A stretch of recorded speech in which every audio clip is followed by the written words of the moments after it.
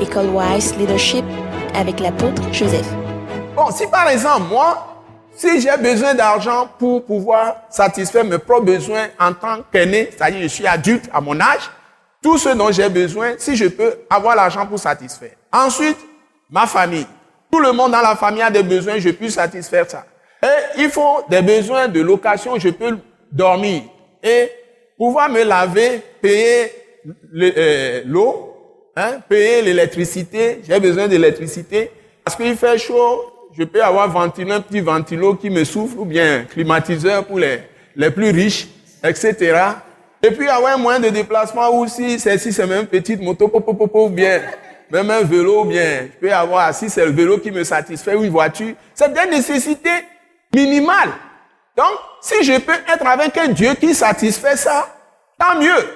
Donc, si tu me donnes tous les discours, mais tous les jours, je suis en train de trimer, ou bien comment on dit ça? De trimer, et je ne trouve pas à manger, mes enfants sont nus, tout ça là.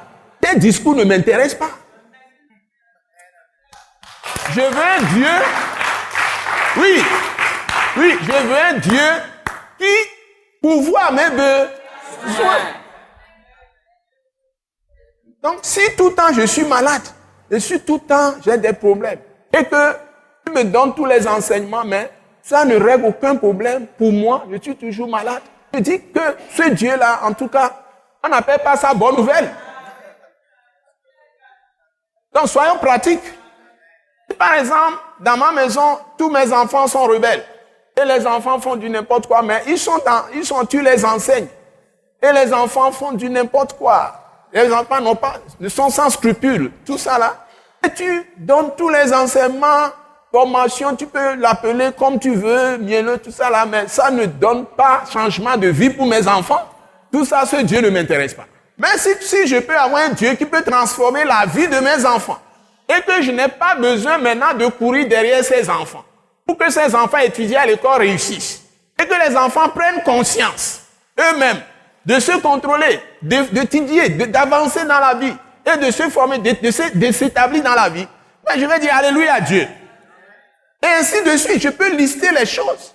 Donc je veux un Dieu, tel qu'il parle, qui accomplit ce qu'il me dit. Et moi, ce que je dois apprendre, c'est de savoir comment entrer en possession de tout ça. C'est ce qu'on appelle l'héritage des saints dans la lumière.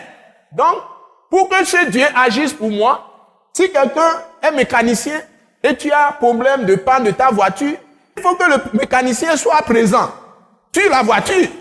Tu as la voiture, tu vas aller la voiture. Il y a besoin de Dieu pour être présent avant d'agir pour moi. Il n'est pas présent dans ma vie. Comment je vais faire pour que Dieu soit toujours présent dans ma vie? C'est ça le sujet. Donc, si je peux le savoir,